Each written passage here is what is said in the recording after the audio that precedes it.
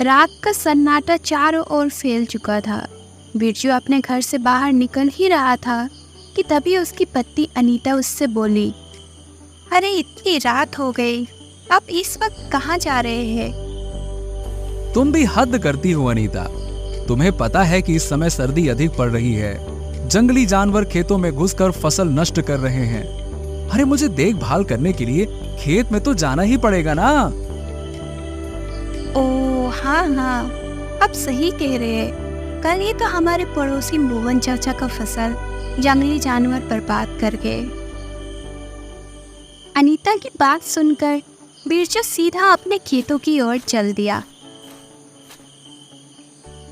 बिरजू खेत में बैठा ही था कि तभी एक सन्नाटा भरी आवाज सुनकर वो चौंक कर उठकर खड़ा हो गया। अरे आसपास तो कोई भी जानवर दिखाई नहीं दे रहा, फिर ये आवाज कैसी है? तभी एक साया बिरजू को दिखाई दिया। बिरजू साये को देखकर बुरी तरह से डरते हुए बोला, कौन हो तुम? कौन कौन कौन हो तुम? कौन हो? हिम्मत हो तो सामने आओ आओ। बिरजू ने इतना कहा ही था कि तभी वो काला साया बिरजू के बेहद करीब आ गया। बिरजू ने देखा कि वो एक बहुत ही भयंकर दिखने वाला जंगली सुअर था, जो कि दिखने में आदमखोर लग रहा था। बिरजू कांपते हुए अपने आप से बोला, हे भगवान, ये तो बड़ा ही भयानक दिखने वाला जंगली सुअर है। इस तरह का भयानक आदमखोर सुअर तो मैंने पहले कभी नहीं देखा। हे भगवान। बिरजू वहां से भागने ही वाला था कि तभी उस आदमखोर सुअर ने बिरजू पर हमला कर दिया, पर बिरजू की चीख सन्नाटे को चीर गई। बचाओ बचाओ।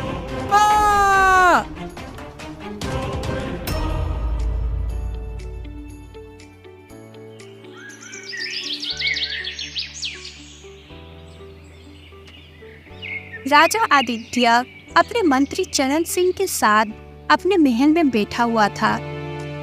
मंत्री चरण सिंह, मुझे लगता है कि हमें केवल महल में बैठकर ही राज्य की स्थिति का आकलन नहीं करना चाहिए।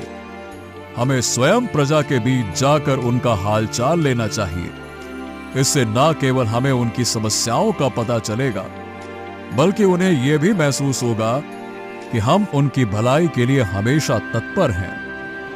महाराज, आपने बिल्कुल सही कहा।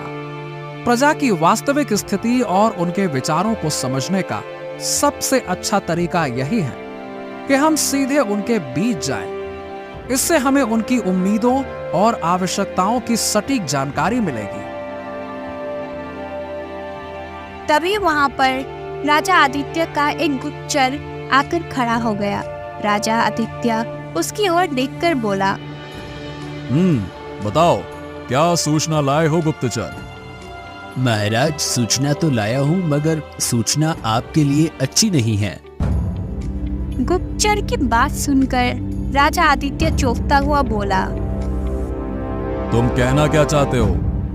महाराज, आपके आदेश के अनुसार कल रात मैं भैंस बदलकर राज्य में टहल रहा था। टहलने के दौरान मैंने कुछ लोगों की बातचीत सुनी, जिसे सुनकर मैं बुरी तरह चौंक पड़ा। ऐसा क्या सुन लिया तुमने? महाराज, कुछ किसान आपस में बात कर रहे थे, राज्य में किसी भूत प्रेत का साया है। मैं कुछ समझा नहीं, साफ साफ बताओ, कल रात क्या सुना तुमने? महाराज, किसानों में डर फैला हुआ है। वो बोल रहे थे कि कुछ किसान रात के समय अपने खेत की रखवाली करने के लिए गए, मगर वो कभी वापस नहीं आए। महाराज, डर के कारण अब तो दूसरे किसानों की पत्नियों ने भी किसानों को खेत में भेजने से भी इनकार कर दिया है। अगर ऐसा ही हाल चलता रहा तो फिर हमारे राज्य में खेती रुक जाएगी, और महाराज, अगर खेती ही रुक जाएगी तो फिर राज्य पर इसका कितना बुरा असर पड़ेगा, ये आप भली बात ही जानते हैं। इतना कहकर गुप्तचर बाहर चला गया। गुप्तचर के जाते ही राजा आदित्य के चेहरे पर गंभीरता के भाव झलकने लगे। वो मंत्री चरण सिंह की ओर देखकर बोला, मंत्री चरण सिंह, सूचना वाकई बहुत ही गंभीर है। मुझे लगता है कि हमें इस बात की तह तक जाना चाहिए। अगर ऐसा ही चलता रहा तो फिर हमारे राज्य में फिर से एक और बार भूखमरी फैल जाएगी। आप बिल्कुल सही कह रहे हैं महाराज। अगर ये बात सच है तो हमें जल्द से जल्द इस पर ध्यान देना होगा। हाँ बिल्कुल, और मैं चाहता हूं कि आप स्वयं जाकर खेतों में नजर रखें और जो कुछ भी गलत घटित होते हुए आपको दिखे तुरंत मुझे सूचित करिएगा। ठीक है? ठीक है महाराज, जैसी आपकी आज्ञा। मैं आज रात स्वयं भेष बदलकर नजर रखूंगा।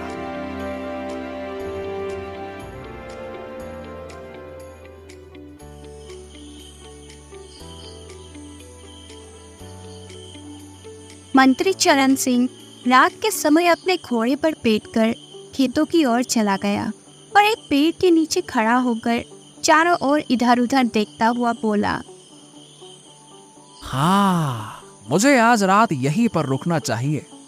यह जगह बिल्कुल सुरक्षित है।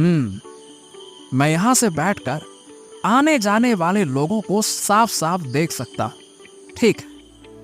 मंत्री चरण सिंह ने इतना कहा ही था कि तभी उसकी नजर अपने से थोड़ी दूर एक काले साए पर पड़ी। उस साए को देखकर मंत्री चरण सिंह बुरी तरह से चौंक पड़ा। अगले ही पल वो काला साया मंत्री चरण सिंह के बेहद करीब आ गया। मंत्री चरण सिंह ने देखा कि एक आदमी जो कि एक जंगली सुअर में परिवर्तित हो रहा था, जिसके शकल बहुत ही भयंकर और खूंखार था। मंत्री चरण सिंह कांपते हुए उस सुअर की ओर गौर से देखने लगा। अचानक उसके दिमाग में एक तेज धमाका हुआ और वो चीखते हुए बोला, हाँ, ऐसा नहीं हो सकता। नहीं नहीं नहीं।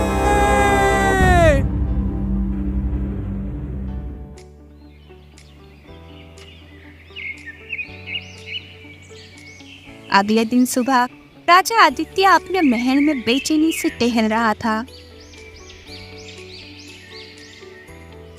हमारी समझ में नहीं आता कि मंत्री चरण सिंह अभी तक वापस क्यों नहीं आए। उसे तो अब तक वापस आ जाना चाहिए था। तभी एक सैनिक वहां आकर राजा के सामने खड़ा हो गया। महाराज की जय हो। महाराज, एक बहुत बुरी खबर है। बुरी खबर? कैसी बुरी खबर? महाराज, मंत्री चरण सिंह की लाश खेतों में बहुत बुरी अवस्था में मिली है। ऐसा लगता है जैसे किसी आदमखोर ने उनके ऊपर हमला किया है। ये सुनकर राजा आदित्य बुरी तरह से चौंक पड़ा, पर गंभीरता से बोला, क्या तुमने वहां के आसपास के लोगों से कुछ पता किया? महाराज, हमने बहुत पता करने की कोशिश की, मगर लोग इतने डरे हुए हैं कि कुछ भी कहने को तैयार नहीं है। इतना बोलकर सैनिक वहां से चला गया।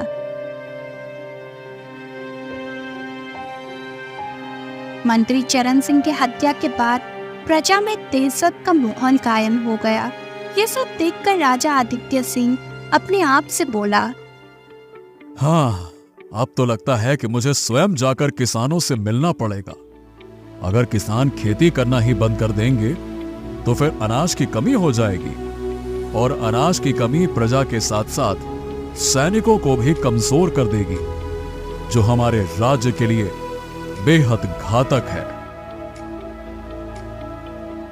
राजा आदित्य अकेले अपने घोड़े पर बैठकर सीधे सीधे अपने राज्य के उस स्थान पर पहुंच गया जहां पर किसान रहा करते थे। राजा को देखकर सभी किसान डरे से में अपने घर से बाहर निकल आए। राजा आदित्य उनकी ओर देखकर बोला, मेरे सैनिक यहाँ पर कई बार आए और तुमसे पता करने की कोशिश की, लेकिन तुम में से कोई भी कुछ बोलने के लिए तैयार ही नहीं है।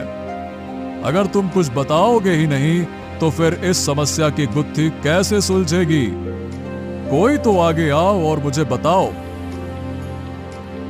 राजा आदित्य एक बूढ़े किसान की ओर देखकर बोला, अरे तुम्हारी दहशत भरी आंखें बता रही हैं कि तुमने कुछ देखा है। अरे बोलो तो सही। बूढ़ा किसान राजा की ओर देखकर डरता हुआ बोला, महाराज, कुछ दिनों पहले मैं और मेरा बेटा अपने खेत में पानी दे रहे थे। तभी अचानक एक जंगली सुअर हमारे सामने आकर खड़ा हो गया और मेरी आंखों के सामने मेरे ही पुत्र को मारकर खा गया। मैं बड़ी मुश्किल से अपनी जान बचाकर वहां से वापस आ पाया। कैसे पिता हो तुम? उसने तुम्हारे पुत्र को तुम्हारी आंखों के सामने मार दिया और तुमने मुझे सूचित करना भी गवारा नहीं समझा। मैं बुरी तरह से डर गया था महाराज। जब मैंने इस बात की चर्चा गांव वालों को की तो गांव वाले भी बुरी तरह से डर गए और फिर उसके बाद किसानों के लापता होने का सिलसिला शुरू हो गया। मैं जानता हूं महाराज कि कोई आदमखोर सुअर ही है जो किसानों की हत्या कर रहा है और उसी ने मंत्री चरण सिंह की हत्या की है। मैं इन भूत प्रेत आदमखोर वादमखोर किसी को नहीं मानता। मेरा मानना है कि जरूर मेरे कोई शत्रु राज्य का दुश्मन कुछ जंगली सुअर खेतों में छोड़कर प्रजा में भय कायम करने के लिए यह सब कुछ कर रहा है और मैं उस तक पहुंच कर रहूंगा। यह मेरा आप लोगों से वादा है। आज से आप लोगों को डरने की कोई जरूरत नहीं है।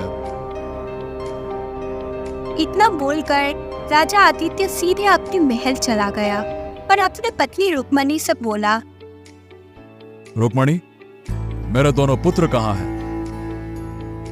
आपको अचानक अपने पुत्र से क्या काम पड़ गया? समय आ गया है रुक्मणी उनकी बुद्धि की परीक्षा लेने का।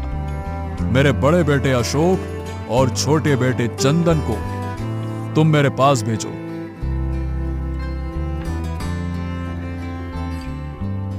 अशोक और चंदन राज्य के दरबार में राजा आदित्य के सामने खड़े थे। राजा आदित्य अपने दोनों पुत्रों की ओर देखकर बोला, समय आ गया है कि तुम दोनों की परीक्षा ली जाए। तुम तो सब जानते ही होगे कि इस समय राज्य में क्या चल रहा है। जी पिताजी, हमें पता है कि इस समय राज्य में किसी आदमखोर सुअर का खौफ फैला हुआ है। तो फिर तुम इस बारे में क्या सोचते हो, बताओ। मेरा मानना है पिताजी कि ये जरूर हमारे शत्रु देश के किसी राजा का काम है जो हमारी प्रजा में खौफ कायम करके हमें कमजोर करना चाहता है और हमारा राज्य हथियाना चाहता है। तुम में तो वाकई बुद्धि है राजकुमार अशोक। राजा आदित्य अपने छोटे बेटे चंदन से बोला, तुम बताओ, तुम इस बारे में क्या सोचते हो? पिताजी, मैंने प्रजा के बहुत से लोगों से पता किया है। सभी लोगों ने आदमखोर जंगली सुअर को देखने का दावा किया है और मुझे लगता है कि कोई भी राजा प्रजा में डर फैलाने के लिए इस तरह की बचकानी हरकत तो नहीं कर सकता। हो सकता है कि प्रजा की बातों में कोई सच्चाई हो। मुझे लगता है कि हमें किसी साधु से मिलना चाहिए। चंदन की बात सुनकर उसका बड़ा भाई हंसते हुए अपने पिता की ओर देखकर बोला, पिताजी, मुझे लगता है कि चंदन अभी भी छोटा ही है।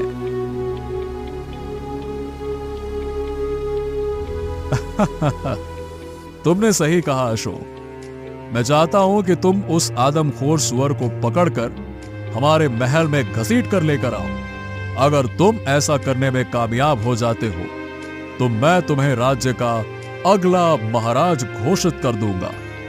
और हां, मंत्री चरण सिंह की तरह अकेले जाने की कोशिश मत करना। अपने साथ सैनिकों को भी लेकर जाना। राजा आदित्य की बात सुनकर उसका पुत्र राजकुमार अशोक उसी समय 2 सैनिकों को लेकर महल से चला गया।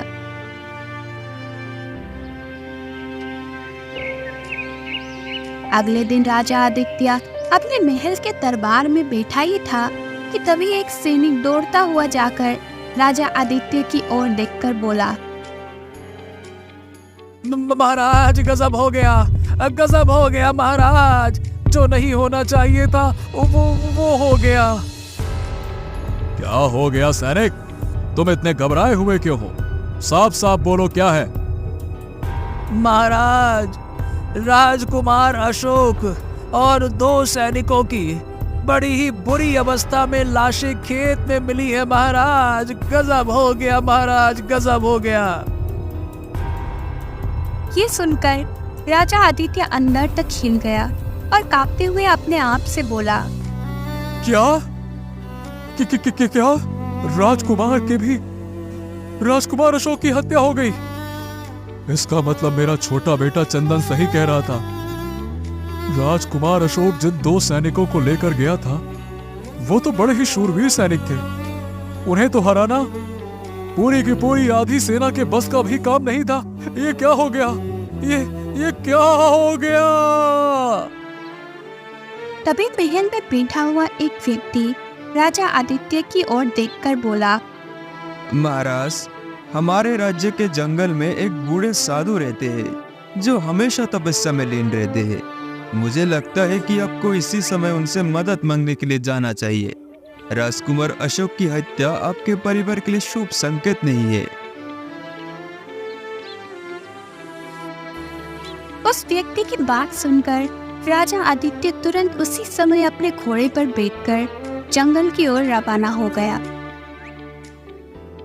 कुछ ही देर में राजा आदित्य एक घने पेड़ के सामने खड़ा हुआ था।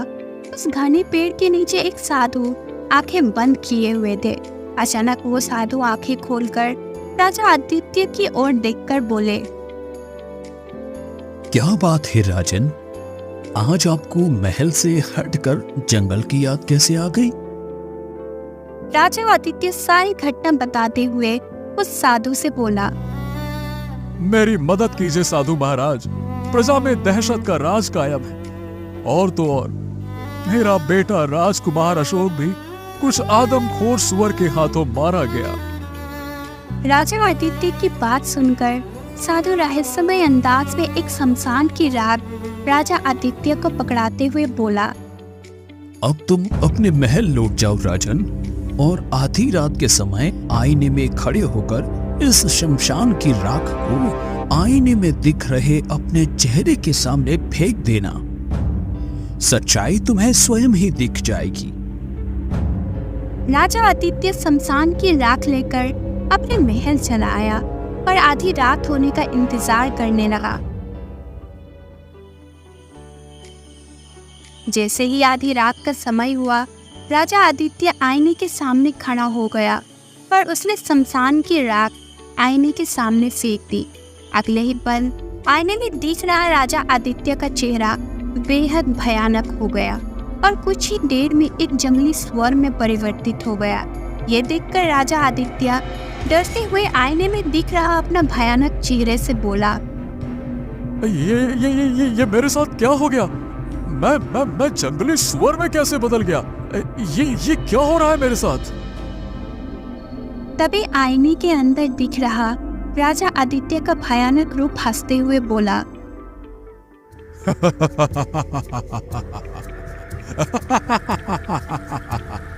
इतने हैरान मत हो राजा आदित्य। अब तक राज्य में जितनी भी हत्याएं हुई हैं, वो तो तुमने ही की है। तुमने ही मासूम और निर्दोष किसानों को मारकर खाया है। और तो और तुमने तो अपने पुत्र को भी नहीं छोड़ा। राजा आदित्य, तुम तो दुनिया के सबसे गिरे हुए इंसान हो।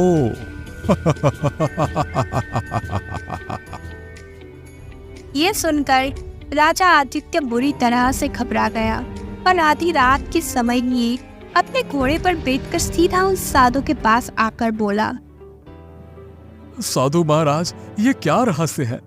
आईने के अंदर तो मेरा ही चेहरा है जो कि एक भयानक जंगली सुअर में परिवर्तित हो गया। ये सब क्या हो रहा है? इतना चौंकने चुकाने की आवश्यकता नहीं है महाराज। आईने के अंदर आपके ही भयानक रूप ने आपको जो बताया वो सत्य है। जानते हैं महाराज, जब आप अपने भयानक रूप में बदलते हुए मंत्री चरण सिंह के सामने आए तो वो आपको देखकर पहचान गया था, मगर वो बेचारा नहीं जानता था कि वो अगले दिन आप उसे ही मारकर खा गए।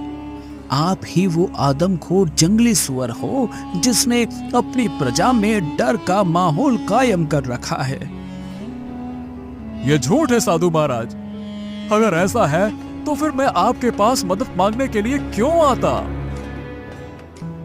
साधु बहुत ही रहस्यमय अंदाज में राजा आदित्य की ओर देखकर बोला, ये सत्य है महाराज, जब आप रात के समय एक आदमखोर सुअर में परिवर्तित हो जाते हैं तो फिर आपको कुछ भी याद नहीं रहता।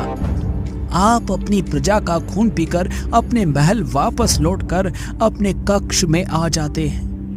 तब आप अपने असली रूप में आकर बेहोश हो जाते हैं और सुबह आपको कुछ भी याद नहीं रहता। साधु महाराज, मेरे को तो कुछ भी समझ में नहीं आ रहा। आप ही मुझे बताइए कि इन सब बातों का आखिरकार क्या रहस्य है? याद करो राजन, आज से 30 वर्ष पहले आप एक साधारण सैनिक थे। उस समय आप राजा हुकुम सिंह के सैनिक हुआ करते थे। आपने धोखे से राजा हुकुम सिंह की हत्या कर दी और उसके राज्य पर कब्जा कर लिया। जिस राज्य के आज आप राजा बने बैठे हैं, वो राज्य किसी दौर में राजा हुकुम सिंह का था, जो कि बहुत ही दयालु राजा था। और तो और आपने राजा हुकुम सिंह की पत्नी और उसके इकलौते पुत्र को भी मारने का प्रयास किया, मगर राजा की पत्नी आपके इरादों को भांप गई और अपने पुत्र को लेकर जंगल की ओर भाग गई। वो कमजोर थी, उसका राज्य छीन चुका था, लेकिन फिर भी वो आपसे बदला लेना चाहती थी।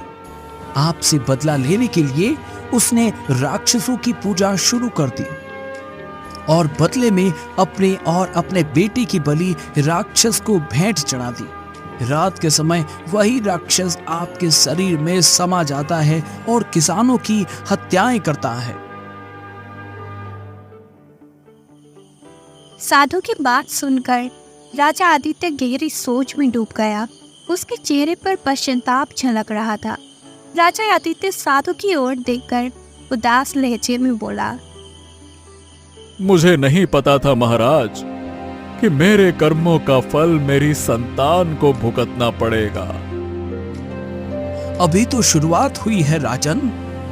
अगर उस राक्षस को नहीं रोका गया तो कुछ ही समय में वो आपके शरीर में समाकर आपके सारे परिवार को समाप्त कर देगा और धीरे धीरे इस राज्य की प्रजा को खा जाएगा। ये सुनकर राजा आदित्य कांपते हुए बोला, तो फिर मुझे इसका हल बताइए महाराज। इसका केवल एक ही उपाय है राजन। यहां से कुछ दूर एक तालाब स्थित है। आपको उस तालाब में कूदकर अपनी जान देनी पड़ेगी। आपके मरते ही राक्षस अपने शरीर से बाहर आ जाएगा, मगर वो उस तालाब से फिर कभी भी बाहर नहीं आ पाएगा। पूरा राज्य यही समझेगा कि आपको भी वही आदमखोर सुअर खा गया और आपके छोटे पुत्र चंदन को सिंहासन पर बैठा दिया जाएगा। यही आपके कर्मों का फल है। साधु की बात सुनकर राजा आदित्य उदास होता हुआ सीधे उस तालाब में चला गया और तालाब के अंदर छलांग लगा दी। राजा आदित्य के मरते ही राज्य में सब कुछ सही हो गया। कुछ दिनों बाद राजा आदित्य का छोटा बेटा राजकुमार चंदन उस राज्य का महाराज घोषित हो गया।